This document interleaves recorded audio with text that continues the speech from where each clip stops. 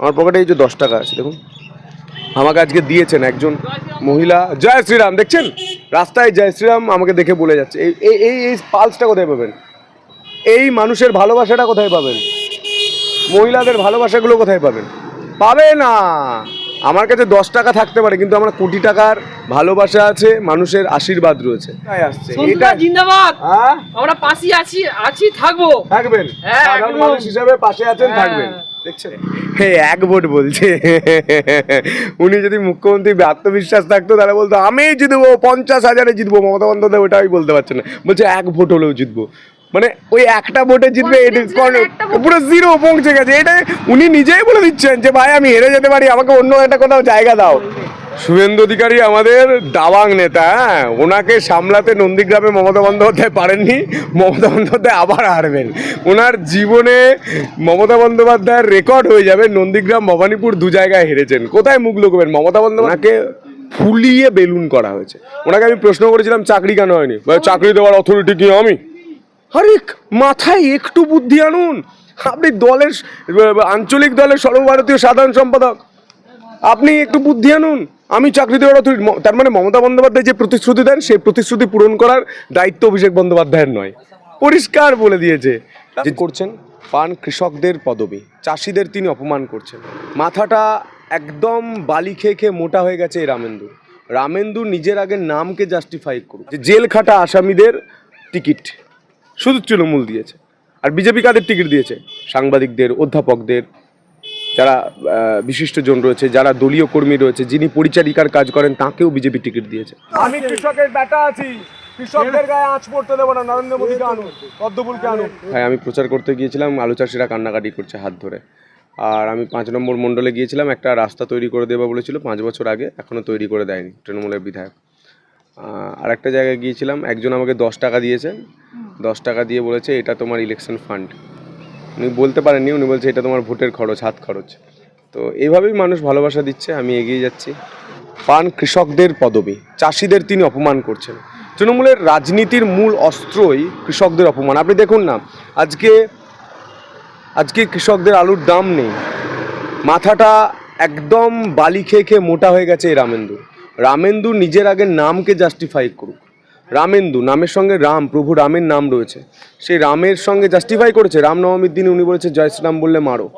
উনি রাম মন্দির যখন প্রতিষ্ঠা হচ্ছিল তখন উনি বলছেন যে যারা রাম মন্দির প্রতিষ্ঠার জন্য বাড়িতে বাড়িতে যাচ্ছে তাদেরকে মারো, পতাকা লাগাতে দেবে না, গেরুয়া পতাকা লাগাতে দেবে না। আজকে গোটা বাংলাটাই গেরুয়া হয়ে গেছে। উনি আটকাতে পারবেন? গেরুয়া রং স্বামী বিবেকানন্দের নয়। তিনি বলেছিলেন গর্ব করে বলুন আমি হিন্দু। ধারে কাছে ঘেঁষতে পারবে না সন্তু পাল। কে বলছে? রামেন্দু সিংহ রায় বলছে, তার অনুগামী ভয় বলছে। 5 বছরে কি করেছে হিসাব দিন। বালি চুরি, আলু চুরি ছাড়া আর কিছু করেছে? এই যে একটা জায়গায় চাল দিয়ে এসেছে, সব চালে পোকা, সব আমাদের কাছে তথ্য আছে, সব বেরোবে। আলু কোন স্টোরে বিক্রি করেছে, চাষিরা বিক্রি করতে পারেনি, বিক্ষোভ করছে, সব বেরোবে। বালি চোর, আলু চোর। বেশি কথা না বলাই ভালো। যত কম কথা বলবেন তত আপনার মান-ইজ্জতটা বজায় রাখবেন। আপনি নাকি চুনোপুটি নেতা ওনাদের কাছে, ওনার অনুগামীরা। উনি হেভিওয়েট, আমি এটা মানি। আমি তো দেখুন হেভিওয়েট নই। চায়ে পে চর্চা করছেন, চা দিয়ে রিচার্জ। উনি হেভিওয়েট, আমি হেভিওয়েট তো নই। আমি সত্যি বলছি, আমি মানুষের লোক। আমি প্রত্যন্ত গ্রামের কৃষক পরিবারের সন্তান। বাংলার প্রতিটা মানুষের হয়ে কাজ করার জন্য প্রথম সাংবাদিকতা করেছি, প্রশ্ন করেছি, এখন মানুষের হয়ে কাজ করার জন্য এই জায়গায় এসেছি। আর দ্বিতীয়, আমি সত্যিই তো চুনোপুটি। উনি বালি চুরি করে যা টাকা কামিয়েছেন, চাল চুরি করে যা টাকা কামিয়েছেন, আলু চুরি করে যা টাকা কামিয়েছেন, সেই অনুযায়ী আমার টাকা নেই। আমার পকেটে দেখুন, দেখাচ্ছি। আমার পকেটে এই যে 10 টাকা আছে দেখুন, আমাকে আজকে দিয়েছেন একজন মহিলা। জয় শ্রীরাম, দেখছেন রাস্তায় জয় শ্রীরাম আমাকে দেখে বলে যাচ্ছে। এই পালসটা কোথায় পাবেন? এই মানুষের ভালোবাসাটা কোথায় পাবেন? মহিলাদের ভালোবাসাগুলো কোথায় পাবেন? পাবে না। আমার কাছে 10 টাকা থাকতে পারে, কিন্তু আমার কোটি টাকার ভালোবাসা আছে, মানুষের আশীর্বাদ রয়েছে।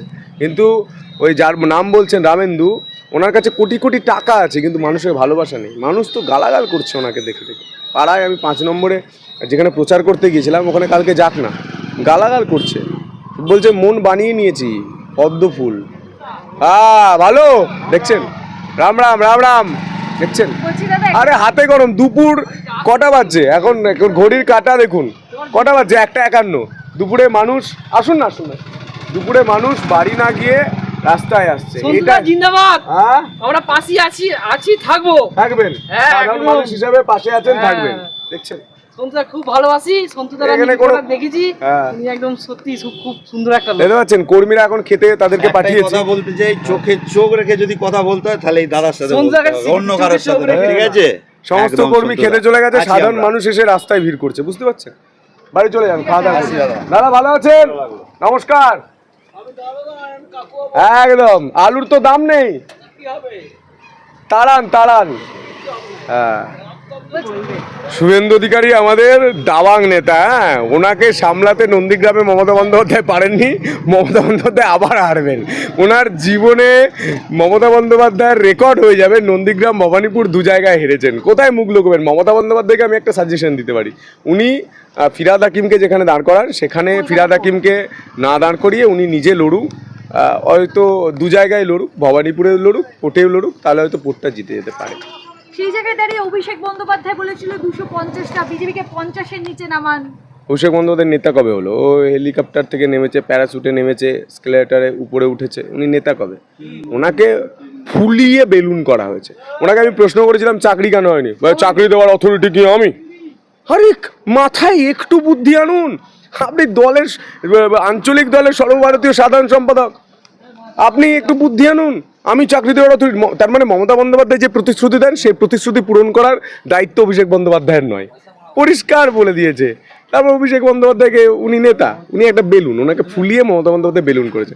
ওনার যদি পিসিমণি মমতা বন্দ্যোপাধ্যায় না হতেন তাহলে উনি একটা বুথ সভাপতি হওয়ার যোগ্যতা রাখতেন। জ্যোতিপ্রিয় মল্লিকের নাম আমরা দেখতে পেলাম চোর। প্রার্থী তালিকায় নাম একদম, ওই তো চোরেদের টিকিট দিয়েছে। চাকরি চোর, বালি চোর, কয়লা চোর, চাল চোর, মানুষের অধিকার চুরি যারা করেছে, ধর্ষকদের, তাদের টিকিট দিয়েছে। জেল খাটা আসামিদের টিকিটে আমরা একটা পিডিএফ দেখছিলাম, ঘুরছে সোশ্যাল মিডিয়ায় একটা ছবি, যে জেল খাটা আসামিদের টিকিট শুধু তৃণমূল দিয়েছে। আর বিজেপি কাদের টিকিট দিয়েছে? সাংবাদিকদের, অধ্যাপকদের, যারা বিশিষ্টজন রয়েছে, যারা দলীয় কর্মী রয়েছে, যিনি পরিচারিকার কাজ করেন তাকেও বিজেপি টিকিট দিয়েছে, বিজেপি কর্মী করেছে। বিজেপি দলটা সর্বভারতীয় দল এবং উদারের দল। নরেন্দ্র মোদীর নেতৃত্বে, অমিত শাহর নেতৃত্বে, রাজ্যে শ্রমিক ভট্টাচার্য, শুভেন্দু অধিকারী, সুকান্ত মজুমদারের নেতৃত্বে, সুনীল বনসাল, ভূপেন্দ্র যাদবদের নেতৃত্বে, বিপ্লব দেবের নেতৃত্বে যে বিজেপি পার্টি চলছে, জ্যোতির্ময় সিং মাহাতোর নেতৃত্বে, মিঠুন চক্রবর্তীর পাশে থাকার সহযোগিতায় যে পার্টি চলছে, সে পার্টি রাজনৈতিক দল বাংলায় পরিবর্তন আনছে। মুখ্যমন্ত্রী বলছে ভবানীপুর থেকে একটা ভোটে হলেও আমি জিতবো, একটা ভোটে হলেও। ওর দেখতে পাচ্ছেন আত্মবিশ্বাস কোন জায়গায়? এক ভোট বলছে। উনি যদি মুখ্যমন্ত্রী আত্মবিশ্বাস থাকতো তাহলে বলতো আমি জিতবো, 50,000-এ জিতবো। মমতা বন্দ্যোপাধ্যায় ওটাই বলতে পারছে না, বলছে এক ভোট হলেও জিতবো।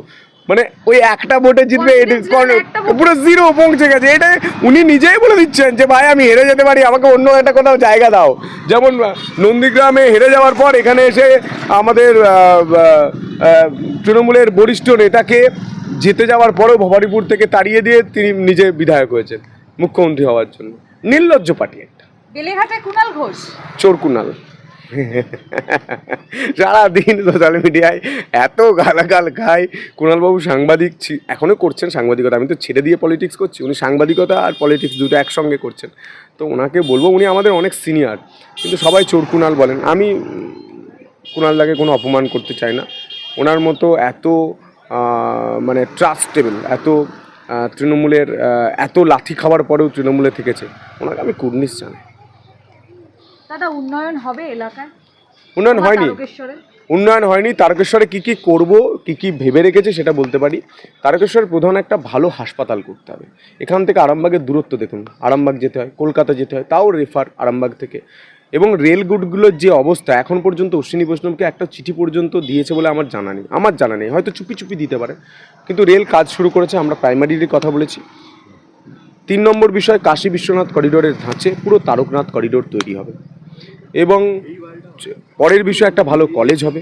এখানে সবজি বাজারগুলোর খুব খারাপ অবস্থা, মাঝের গলি রাস্তাগুলোর খুব খারাপ অবস্থা, এবং আমরা আন্ডারগ্রাউন্ড ড্রেন বানাবো যাতে নোংরাটা পাশে না থাকে। দুপাশে দুটো ছোট রাস্তা, দুপাশে দুটো ড্রেন করে দেওয়ার জন্য রাস্তা আরও ছোট হয়ে যাচ্ছে, গাড়ি ঢুকছে না। তা আন্ডারগ্রাউন্ড ড্রেন হয়ে গেলে রাস্তাগুলো বড় হবে, লাইট হবে। এই উন্নয়নগুলো করব প্রাথমিকভাবে ঠিক করে নিয়েছে এবং প্রধান যেটা বাংলা জুড়ে করতে চাই, আমি কৃষক পরিবারের সন্তান হিসাবে বাংলার কৃষকদের পাশে রাখতে হবে। আলুর দাম 100 টাকা বস্তা, আপনি বলুন কি করে চলবে, কি করে চলবে কৃষকদের? কৃষক বিরোধী সরকার, মহিলা বিরোধী সরকার। কিন্তু মুখ্যমন্ত্রী তো সিঙ্গুর আন্দোলন করে কৃষকদের সেই আন্দোলনকে কাজে লাগিয়ে তো শুনুন, উনি মুখ্যমন্ত্রী- যে কাঁধে হাত রেখেছেন সেই কাঁধকে ডুবিয়ে উনি উঠেছেন, আর মোদিজি যে কাঁধে হাত রেখেছেন সেই কাঁধকে শক্তিশালী করেছেন। এটাই পার্থক্য। উনি কৃষক দরদি সরকার দেখাতে চেয়েছিলেন, কৃষকদের পেটে লাথি মারছে। দাদা একেবারেই শেষ প্রশ্ন, নির্বাচন কমিশন এবারে মমতা ঘনিষ্ঠ যতগুলো আমলা রয়েছে সবাইকেই কিন্তু তাড়িয়ে দিয়েছে, দু দফায় ভোট হবে। তাতে রেগে গিয়ে মমতা বন্দ্যোপাধ্যায় বলছেন মহিলা বিরোধী বিজেপি, মহিলা বিরোধী নির্বাচন কমিশন। মহিলা বিরোধী কে? মমতা বন্দ্যোপাধ্যায় নিজে।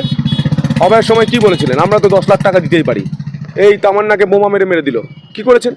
পার্ক স্ট্রিটের সময় বলেছিলেন চরিত্র দোষ আছে। হাঁসকালির সময় বলেছিলেন মেয়েটা প্রেগনেন্ট ছিল কিনা দেখতে হবে। মুখস্থ বলে দেবো। মহিলা বিরোধী কেউ যদি থেকে থাকেন, মমতা বন্দ্যোপাধ্যায় তার নাম, তৃণমূল কংগ্রেস তার নাম।